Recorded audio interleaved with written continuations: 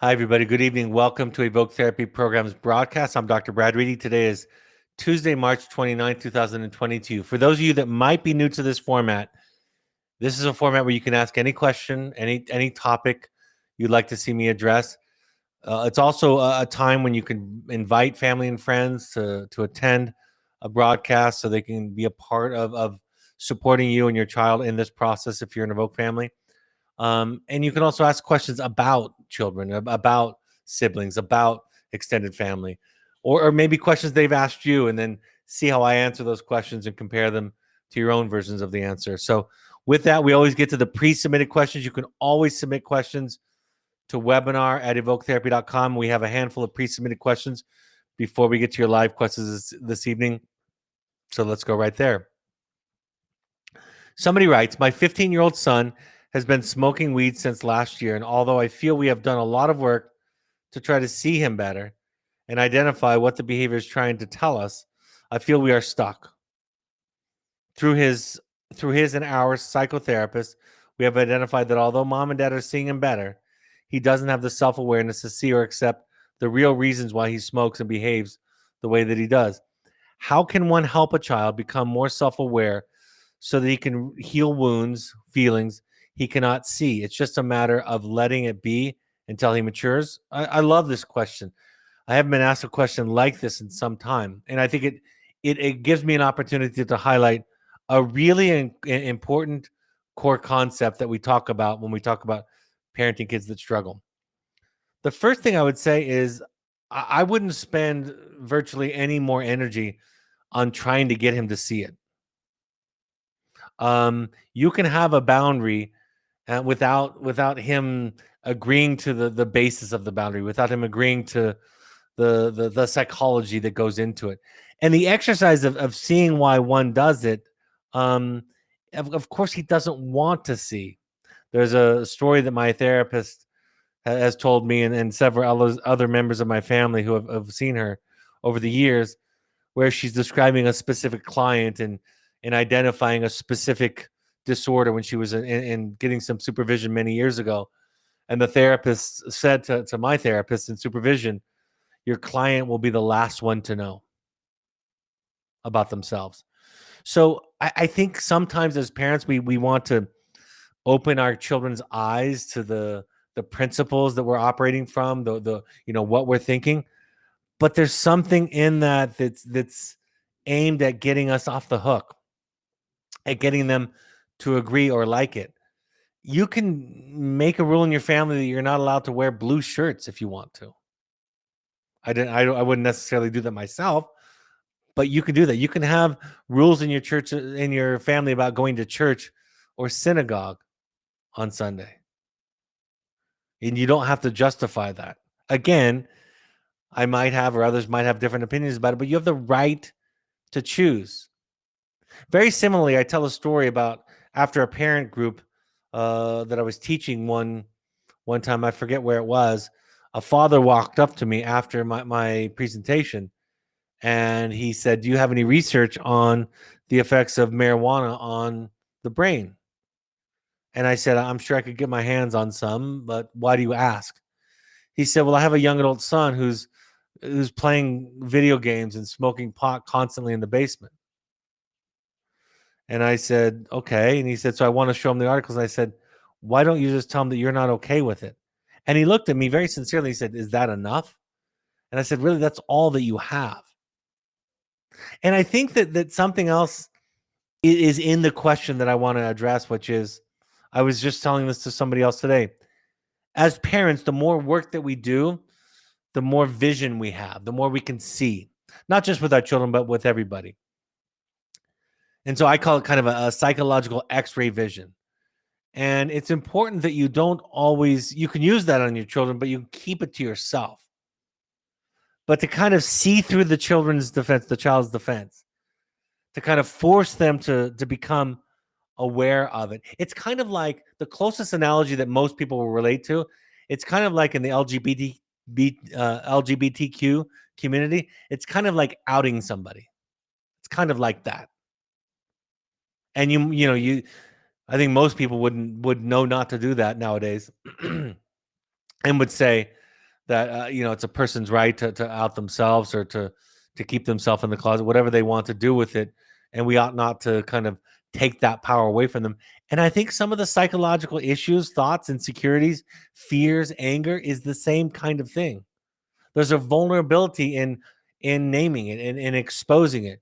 And so there's a humiliating process, which I have been guilty of. I would guess more than most all of my listeners. I've been guilty of removing my child's dignity by using my X-ray vision, psychological X-ray vision, and exposing them. So you can have a boundary without him agreeing. You can have a boundary without him identifying what he's doing to escape it. You can have a boundary without him being highly or even moderately motivated to do it, to do the thing that you're asking him to do. So I would spend little to no energy on that going forward. And I would just say, here's the rule. It's really the only place that we can operate from a place of self. Like I talk about at length in the Audacity to Be You. There's a chapter in it in the Journey of the Rogue Parent on the myth of being right. But the shift in this work, and when I say this work, the work of psychotherapy, of mental health healing and understanding and insight, the shift is from trying to be right or good to trying to be a self, trying to be who you are. And that's what you essentially model to your children when you just say, I'm not comfortable with it. If you were to go to Al-Anon or CODA or Families Anonymous or any of the 12-step programs that we ask or encourage people to try out for at least a handful of times, if you were to go to any of those, they would tell you that no is a complete sentence. And again, another thing that if I peel apart your question a little bit more, don't let your empathy rob you of your boundary also, meaning that just because you understand why he might be doing it, because of insecurities, because of anxiety, right? Maybe he has a learning difference. There could be a whole host of reasons, of traumas. That doesn't mean that you can't have a boundary with your 15-year-old child. You're allowed to have that. Now, what that looks like and how to enforce it and how to avoid the power struggle, that's another discussion that we could have. In fact, I think one of the questions that I saw in the queue might address that, but that's a couple of thoughts. Somebody writes, your podcast with Caitlin Connolly has me in awe. I did not see the messages and the subject matter coming given the title. To say I was pleasantly surprised is an understatement, but I shouldn't be, given the intellectual depth to which you strive for these podcasts. It was my faith in your general content that led me to listen in. So now, the question or request. I love the theme of male-female energy in us all, and especially the balance we should all strive for no matter our gender. Can you include more of this type of content in your focus for us, as I think we all as parents would benefit greatly on this topic as we work towards ourselves? Thank you for the question. That's just a request. I promise you, in fact, I didn't see this question ahead of time. Malia, let's put the masculine and the feminine. I'll come up with a title. Let's put that in our queue of broadcasts, because I'm fascinated today by masculine and feminine, especially as gender becomes such a big topic, and as it could possibly lead to the exclusion or the vilification of one or the other of the energies of masculine or feminine energy. I would love to talk about and teach about that more. So, Leah, if you'll put that in your queue, that would be great. Thanks for the request. I have another one coming out tomorrow, podcast that will be coming out in the mid-morning with the actor and director Justin Baldoni. Again, very different. He wrote a book called Man Enough. That was the reason that I invited him on the podcast. But to be frank, we ended up talking very little about that. We talked about his spiritual faith and about a lot of other things, and I'm looking forward to that one airing tomorrow mid-morning. Somebody writes, regarding the Contexts webinar podcast, can you explain how to understand someone according to their context and not have that become the tube you see them through? For example, if I understand my partner's attachment style and their childhood background, and I also see that affects his interactions with me and his kids negatively, I wonder if that has become a tube instead of a context. How do these two concepts work together, or do they? Thank you. What a crazy good question. I mean, crazy, like very good question. The tube is there's a metaphor in the book Context for those of you that might not have watched that broadcast or listened to that podcast yet, where Jamie Gill explains that that many of us are it's like we're looking through a tube, and if we go to psychotherapy, our therapist is bound to ask us about the tube that we're looking through, about the limited perspective that we have, and even suggest something outside of the vision of somebody that would be looking for a tube. She talks about that in terms of people's limited context. So a few things. Number one, the fact that you recognize that there's a tube in your question tells me that there's not a tube.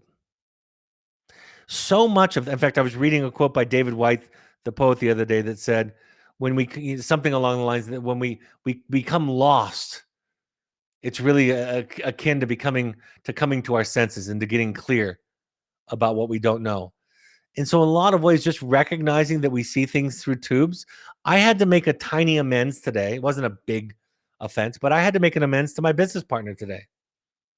I had said something in passing to somebody that I don't think said that suggested, talked about him in the greatest of lights. And I had to come to him and say, I said something and I just want to apologize for this. You probably would have never found out about it, but I wanted you to hear that.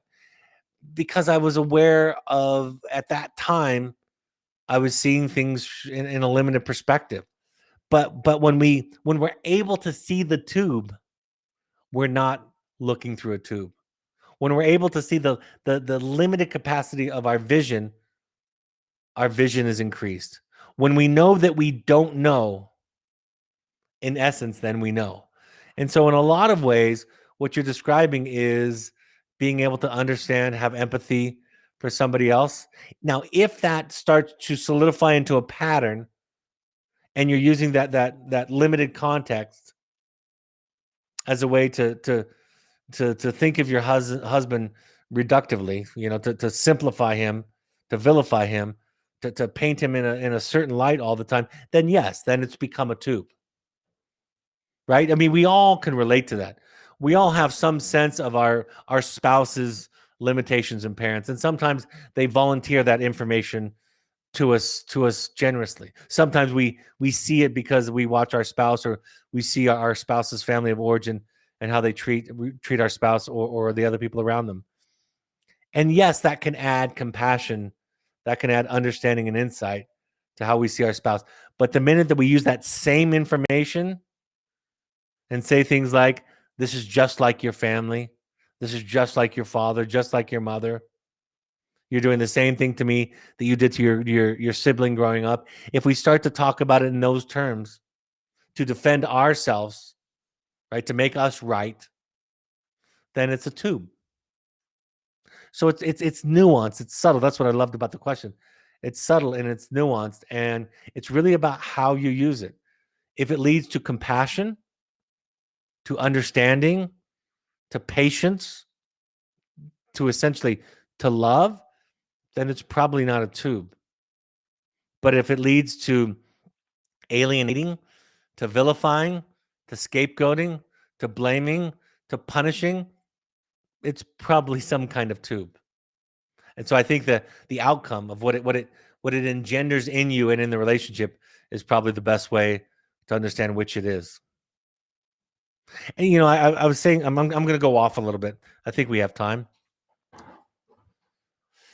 I was asking my therapists, the therapists that work for Evoke, who do the work with wilderness kids in the field in the wilderness program. And I said to them, let's talk about the pros and cons of having a child and being a therapist, working with families, and not having a child and working with families. So I said, what's the benefit to not being a parent and to working with parents and children? Most people think of that as a liability, but I wanted to kind of just twist the thinking a little bit and get people thinking. So I said, what's the benefit to not having children and being a therapist who works with parents and parenting issues and children? And the answers that they came up with were obviously the idea that If you're not a parent, then you really don't know what it's like. You can make analogies to your houseplant or to your golden retriever, but it's not the same. Being a parent, having a child. I don't mean just giving birth. I mean having a child that you're responsible for. There's very little comparison of it. So that's the strength is that you can't even assume that you know what it's like. So when a parent says, do you have children? Do you know what it's like? You should be in a practice. Ideally, you would be in a practice. Ideally, of saying, I don't know what it's like, because I believe that therapists ought not to know your truth, your answers, your life's path. They're supposed to support you in discovering it yourself and helping you live it, right? And the minute you think you know, you're looking through a tube. The minute you think you have the ultimate answer, you're doing what Jamie Gill calls good abuse to a client. And she says, and I don't really see how good abuse cures bad abuse. Conversely, if you have children, what's the liability of having children and working with parents and children and family issues? Again, most people think of it as a positive, but I wanted to just turn the thinking around a little bit to think about some new ideas. And somebody said to me, one of my staff said he had lost a father that he was close to. He was close to his father, and he lost him too early in his life. And he said, one of the mistakes that I make is that when somebody tells me that they've lost a parent, I assume that I know what they've gone through and what they feel. And so, having lost a father, relating to other people who've lost parents, the limitation is that I think I know how they feel. And I impose that idea, that sensibility on top of them. I lost my father at the beginning of the pandemic to COVID, and I didn't have a very close relationship with my father. And this lack of relationship took decades to develop. Right? There was no fight. There was no one thing that was hanging out. There was just a way of being with each other that had led to us drifting apart and me setting some boundaries with him.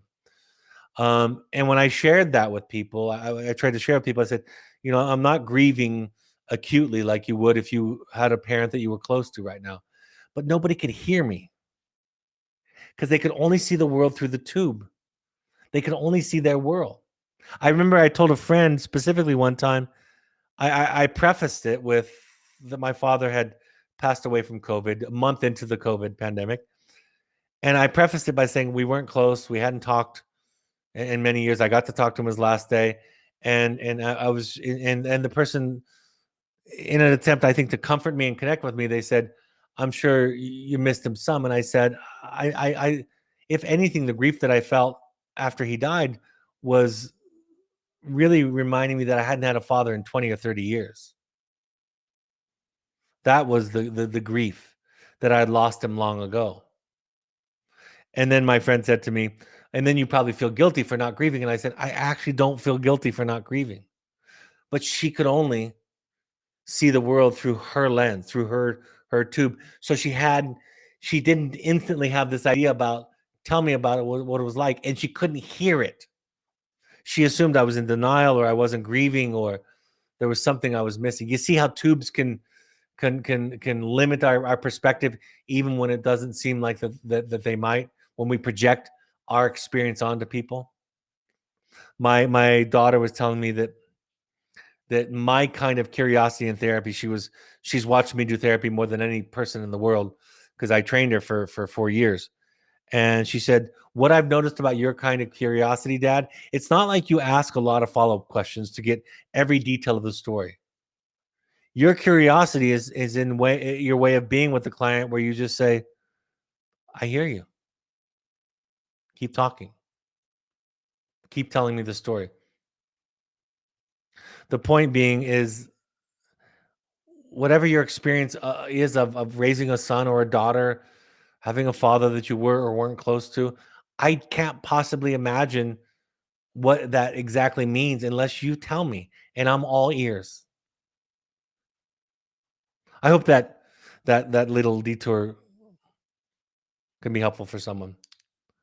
Somebody writes, what seems to work for most families when my child's friends want to know what happened to X, he's not answering my calls and texts.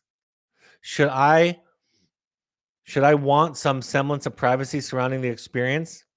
Adding to the above question, my child wants to inform his friends that he is not able to communicate. How much say does my child have when he goes to high school? If the next step should involve a learning diverse high school versus a traditional high school. So if it is not recommended for the next step to be therapeutic, my child really wants to return to his old high school, I think, but he might need more academic support. Is there something Evoke can help parse out? There's a lot of questions in your question. I would encourage you to have some of this conversation in terms of next steps with the therapist that's working with your child. I really can't speak to that, but I can speak to some of the principles that you're talking about. You said, should I want some semblance? Should I want? And really, that's an impossible question to answer. That's like answering the question, should you be hungry? Should you be cold? Should you be tired? There's no should in there. It's just, are you tired or hungry or cold or not? Do you want privacy or not? There's no right answer here. There's no right amount of privacy to want. You just get, that's the difference. See, that's another example. If we can go back to that idea about the shift from being right to being a self. In the project of becoming a self, the word should loses its meaning. I used to say to my students in the wilderness, I don't even know what you mean when you use the words. You're going to have to clarify. And there's no answer to the question of should I do this? Should I do this? Should I feel this? You get to have the privacy that you want. It makes sense to me that your son wants to tell friends and family that he's somewhere. Again, not knowing the context, I don't mind you getting that message to them.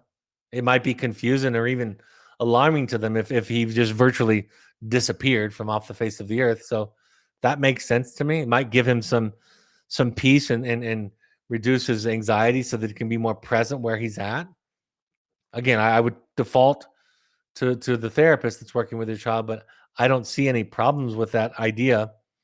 In terms of how much of his story that he tells,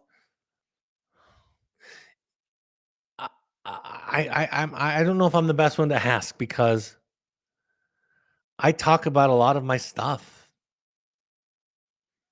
I talk about a lot of my flaws, my self-medicating, my wanting to control other people, my rigidity, my use of anger to intimidate and control other people, on and on and on.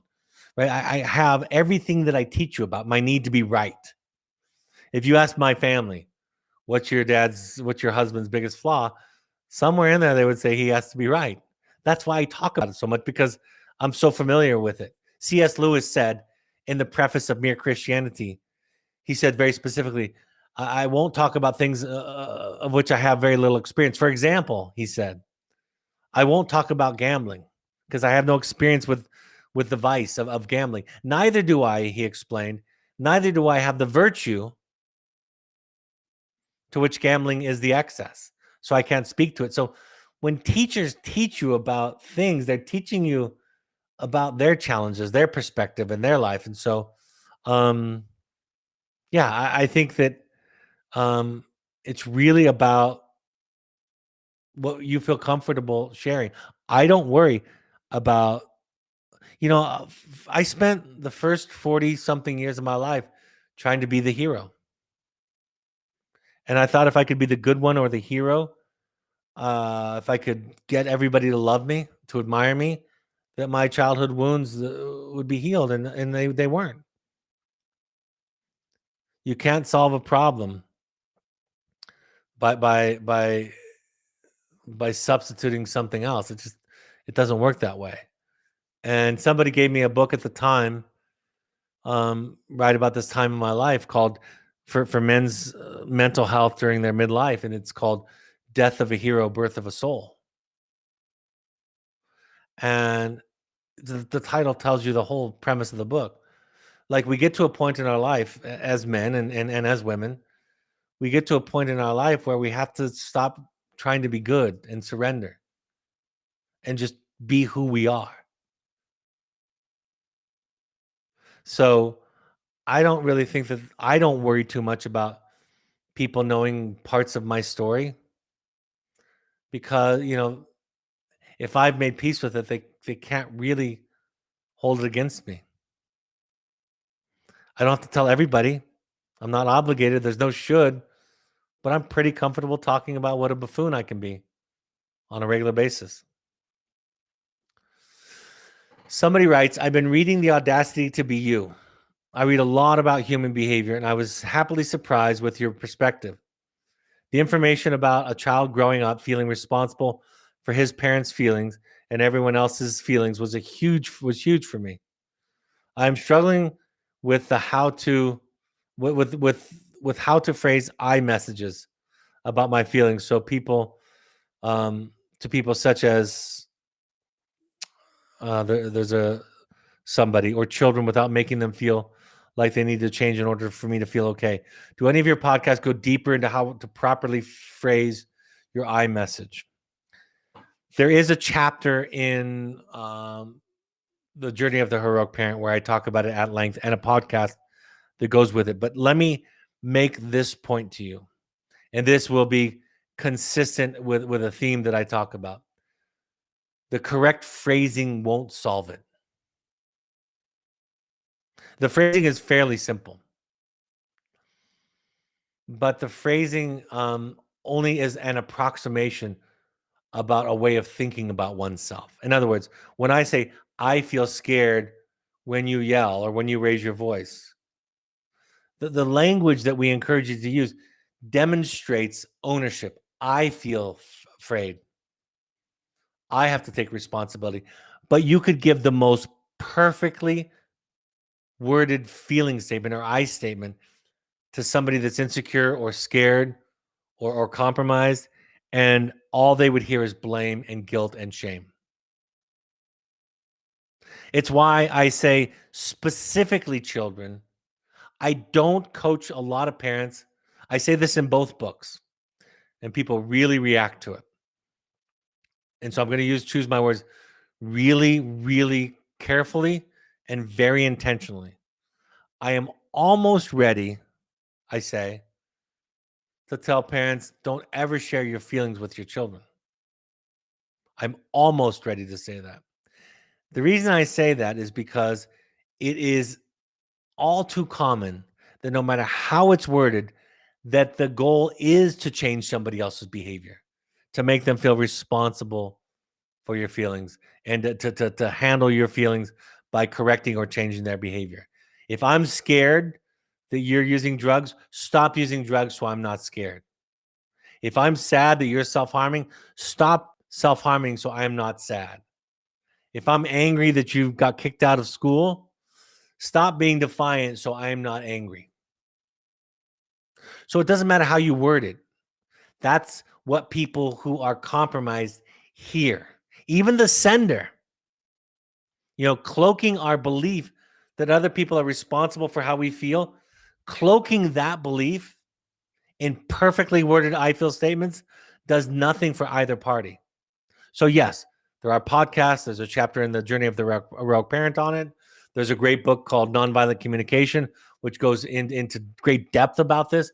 But I've learned that's why I don't talk about skills as much as I used to, because the skills are just approximations. That's just how you would think if you were differentiated. That's just how you would think if you weren't trying to control other people. So the skill itself isn't the thing, but it can be kind of a reference point, right? A cornerstone to remind us of what I'll call, using the phrase in the parable, the metaphor of cornerstone. It's a cornerstone to right thinking, to healthy, evolved, enlightened thinking in relationships.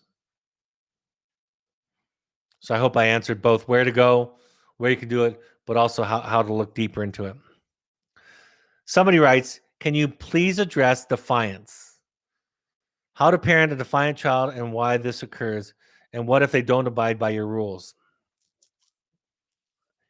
You know, the last part, what they if they don't abide by your rules,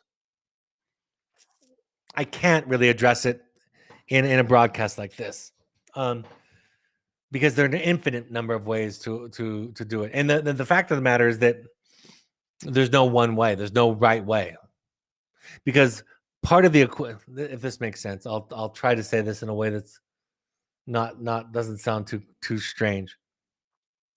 There's no right thing to tell you to do, because the first ingredient in baking the cake, if you will, of right things to do is who you are.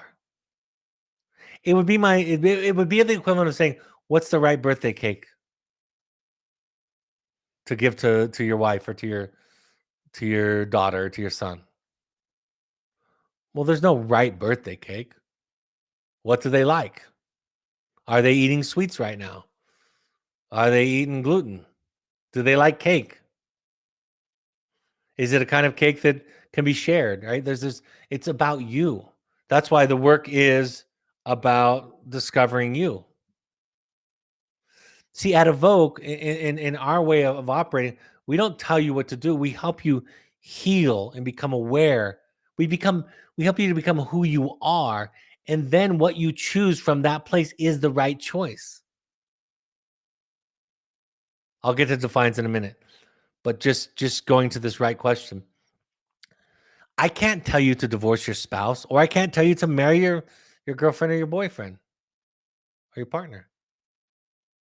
That doesn't make sense.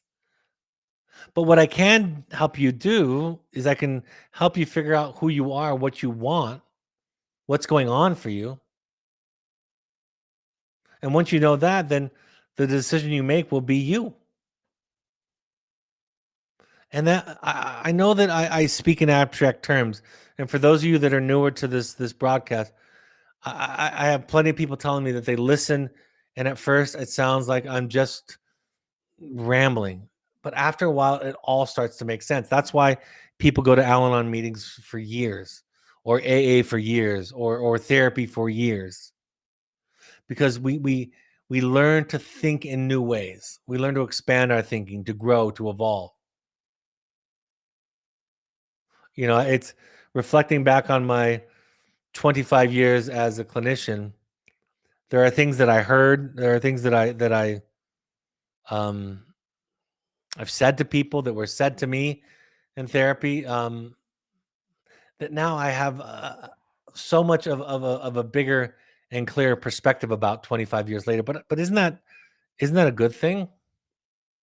If I haven't learned anything in 25 years, see, that's why coming to these broadcasts, eh, eh, eh, my broadcast 5 years from now will be better than this one, and I'll know things that I don't know now. But what I'm consistent about is, I don't know your truth. I don't know what you should do. I don't know the right thing to you do. Defiance is, speaking of defiance. In fact, I'm not just using this question to prime the next broadcast, but tomorrow night's broadcast, I'm going to talk about rebellion and defiance specifically. There's a chapter in the book that I'm doing part 2 of, the book Contexts, where she talks about rebellion, specifically teenage rebellion, and she actually specifically references me in conversations we've had about it. You have to have boundaries. You got to figure out what you can and can't tolerate. You got to figure out what your limits are. Right? That's, you don't have to, but that's the goal, is to figure those things out. At the same time, it's kind of like you're doing two things at the same time. I used to have this image that I would use when talking about boundaries and connection, where I had this brick wall. The slide was a big brick wall, big red brick wall, and on it was painted a big ear.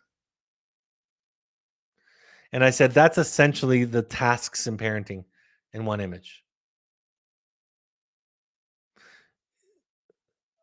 Learn to state your boundaries, Learn why you're afraid to state your boundaries. Learn why you capitulate so much in your boundaries. Learn if you're trying to make your child happy, which isn't your job. Learn if you're trying to make up for your parents not listening to you, because that's not going to help your child. That's a wound that you need to heal. Learn what it is that's going on. But that's the boundary work. And then conversely, keep listening, keep doing your own work so that you can see and hear your child's wound more clearly. I saw something the other day. I know I'm probably not supposed to quote average or just slightly above average television series, but I'm going to share with you a quote that I read the other day that I think speaks to this. I'm watching the Yellowstone. I started watching it several weeks ago while I was doing my Peloton, and there's a great scene that I saw this weekend that I want to read it to you. Read the dialogue to you. The Native American group in this series needed to hire a lawyer, a really aggressive, talented, bright lawyer, which went against some of their ethics, some of their spiritual practice, their roots. But they knew they needed a real tiger of an attorney, so they called this woman to hire. And after she had left the room, after a brief meeting with the chairman of this tribe, she walked out of the room, and the chairman's right-hand man, he started doing a sage smush, which is common ceremony where you use it to cleanse the space. So Mo, the chairman's right-hand guy, starts doing the sage smush after this cutthroat female attorney walks out of the room.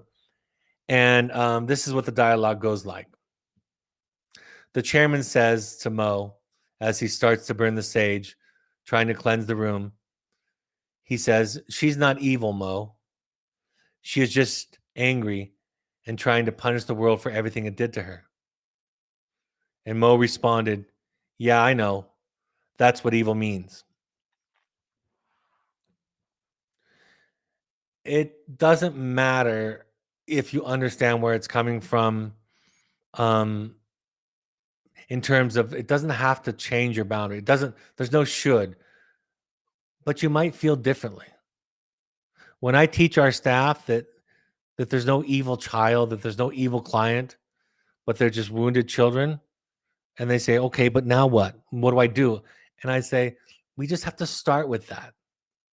You have to know that he's scared, that he feels powerless, that part of the defiant person's goal is to make you feel as powerless as they feel, and that it comes from a place of fear and weakness, or feeling less than, or maybe there's a hurt, or they don't feel heard because they're angry at mom and dad for things, and mom and dad never listened to them because mom and dad have to be right. And maybe mom and dad are right a lot of the time, but that's not the point. Martin Luther King said, speaking in sociological terms, that that rioting is the language of the unheard. And so once you understand what defiance is, that it's fear, it's powerlessness, it's grief, it's sadness, it's feeling not heard, your relationship to it changes just a little bit. I don't then have to coach you what to do or say. You just feel differently about the same exact behavior. I remember I had a mother I was working with many years ago. She's done some of the most incredible work I've ever seen a person do. And she had a child that was in a really compromised place, lashing out virtually on a psychotic break, a young adult child. And the son of hers, was lashing out and saying these horrible things about her. And in our first couple of sessions, during this crisis, was when we started working together. During this crisis, I said, "I don't know how to explain this to you, but someday through your work, it won't even hurt anymore. It's not like you'll feel the hurt and the sting of his words and you'll bury it down or repress it." I said, "I'm not suggesting that. It actually won't hurt. You'll hear it differently." Part of the journey of the heroic parent is that journey, that when you read that book, you feel differently about your child. So defiance is trying to communicate that something's broken, something's unexpressed, something's unheard, something's unsolved. I don't know what it is, but it's just a symptom that signals that something deeper needs attention. And so your job, if this is the closest thing to a should, right? Your job then is to become aware of yourself enough that you can see them. That's the pathway. Carl Jung, the great Carl Jung, said to understand someone else's darkness, we have to first understand our own darkness. In other words, you won't see and understand people unless you see and understand yourself. The oracle at Delphi said, know thyself. The Knight in Rusty Armor talks about it when Merlin shows up after being summoned by the knight and the magical allegory of the Knight in Rusty Armor. He begins to answer a question the knight hadn't even asked. And the knight said, you could read minds too? And Merlin chuckled knowingly and said, no, I can't read minds, but because I know me, I know you. So if you find, and I don't mean this, if you don't find this, it's fine. But if you find some of what I have to say valuable or insightful or different than what other self-help or therapists are saying, if that's true, if it's not, that's okay too. But if that's true, the difference is not the amount that I've studied or trained or been certified in. That's not the difference in my work, in these podcasts, in my books. The difference is that I've been in therapy for 35 years, 23 years, with my current therapist, and then more than a decade on and off with various therapists going back to my childhood. And when you sit in the client chair that long and you're kind of compelled to learn about yourself, it's not easy. It's not hard when you see somebody reacting a certain way to imagine what that might be like for them. And the research is solid. The best research in this entire field that I know of is the attachment research that says the best predictor of a parent's ability to respond to the child in nurturing, clear, boundaried ways, in other words, healthy attachment. The best predictor of that is how much sense a parent has made out of their own childhood, out of their own wounds, their own trauma. In other words, doing work on you is the best way to understand your child, as roundabout as that sounds. Thank you for the question, by the way. Somebody asks, we have scheduled our field visit and both of us are very anxious about it. Our son went willingly, but over the last few weeks, we've seen the typical patterns of bargaining, guilt, promises, etc. How well managed is the environment, and what expectations should we have? We are 3 weeks out. It's adequately managed. It's absolutely supported. And the most memorable field visits I've ever experienced, had the opportunity to witness and to observe, have been the ones that didn't go well. And your anxiety, we'll take care of you. I mean, that's what you're asking, and that's the truth. We'll take care of you. We'll be there.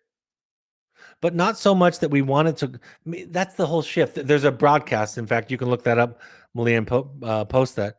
I have a broadcast on field visits to the field. It's not our goal to have the field visit go well. And I would encourage you to adopt the same kind of mentality. If the goal is for the field visit to go well, for people to be happy, then that's going to get in the way of the work. Now, I'm not going to purposely sabotage a field visit and, get a kid just to be angry and say, don't forget to tell your parents what jerks they were. We're not going to do that. I don't mean to be silly, but we see where you're at. It's kind of like, in sports, it's kind of like having a scrimmage against another team. You have all the protections around you, all the support around you, but let's see where you're at. That's the way coaches talk about scrimmages, Right now is spring training in Major League Baseball. My team, the Los Angeles Angels, today I think they played Arizona. I don't know who they played today, but they played somebody. and it doesn't count for the record. But part of it is they're warming up and getting practice, and part of it is like, what do you need to work on? How you doing? Where you at? And getting ready for the season. So I would encourage you to do your best to try to come with very little expectations. You can ask us for any support that you need. You can ask not to be left alone. We try to give you some alone time because we want to see what it looks like. But we're right there. We're just a few feet away. And the anxiety is normal. I mean, I think there's some gift that can come out of the anxiety that you can give to your son, which is you can tell him. Tell him you're scared. Tell him you're afraid it's going to devolve. Tell him that you're afraid that if you set a boundary, that he's going to punish you or pull away, or be angry or rageful, or quit or give up. That's just honest, and it also shows to him that you can be vulnerable, that you can be raw. I think we have to. One of the biggest mistakes that we make as parents is that we think we have to have all the answers and have it all together, and we try to present that to our children. And I had somebody tell me just this week that they're beginning to discover that parents don't have it all put together, and that awareness is a little bit scary, but it's also liberating because then they don't have to have all the answers. I've encouraged parents at times to ask the child, like, teach me how to do this stuff. Teach me, you be the teacher. I'm afraid, mom, am afraid of making a mistake. Let the kid teach you. And we'll be right there within a call. Somebody writes, our son has had 2 home visits and has used THC. One of our boundaries is no to THC. We knew that he would do THC when he would see his friends. This time, we are told by the addiction group therapist that he attended that our son really knows he will not be able to live in our home if he does an illegal drug. We were given advice to have him drug tested at home this time instead of waiting until he gets back to school for testing, for whatever reason, timing or threshold, so that we learn he may be addicted knowingly, using when he knows the repercussions. Another therapist said no testing at home. I believe because it strains the relationship. If we want until he gets back, it doesn't show up. If we wait until it gets back, it doesn't show up. The drug addiction therapist thinks we need to see if he is addicted by the way he acts, knowing he will not be able to live at home. It's just confusing. What do you think? He has all the red flags to make him a candidate for addiction. In a sense, they're both wrong. I've drug tested my kids at times, and at times I've refused. I know this is complex, but it's not what to do that is the question. I've told this story a few times, but it's been a while since I told it. I had a mother who had a young adult child coming for a home visit during treatment. And on a previous home visit, the child had relapsed. So in anticipation of this one, the child asks their parent, will you drug test me when I'm home? The parent's telling me this story. And the parent, in explaining the story, said, I told my child, no, I won't. And I immediately, this is many years ago, I immediately kind of went to that place of saying, well, they're asking for it. That can be helpful. It could be nice for them to know that they're going to be accountable. I started thinking of all the good reasons why it'd be helpful for the addict or the person who's struggling with addiction to be tested. But then the mother said something to me that I could not argue with. She said, if your drug use shows up, if I see it, if I smell it, you're out. You can't be here. The child was in their mid-20s. You can't be in my home. But if I test you, then I'm putting my sobriety, my codependency. I said sobriety, but my disease, my issue, I'm putting that at risk. So I can't afford to do it. You're going to have to manage it your own. If I see it, I'll mention it, but I can't be in charge of it. And I couldn't argue with her. See, the problem with therapists is they're focusing on you fixing the kid. And that's not your job. And the drug treatment therapist is saying, this is the best formula to fix your kid. And they don't know. So your job is to work on your disease, whatever it is. Anxiety, depression, codependency, at least, because everybody has some of that, which is about relationships to self and others. That's your job. Now, again, out of that work will come your answer. And it'll be the right answer because it's your answer. I don't know what you should do. I know what the work is. I know where the answer comes from. It doesn't come from me or from that therapist or from that therapist. It's literally impossible for me to tell you what to do because you're a part of the equation. When my wife and I have done drug testing on occasions, we remind each other often, when one of us gets into that cops and robbers control, if we do it right, the kid will be fixed. When we get into that, we stop each other and we say, hey, remember, it's not about that. It's about a boundary. It's about the line. This isn't going to fix anything. This is just what we need to do to feel okay about our boundary. That's the difference. That's one of the biggest problems with addiction treatment programs in the United States and abroad, is that people know about addiction, but they don't know about codependency. And what they do, it really irks me because they do it to you guys.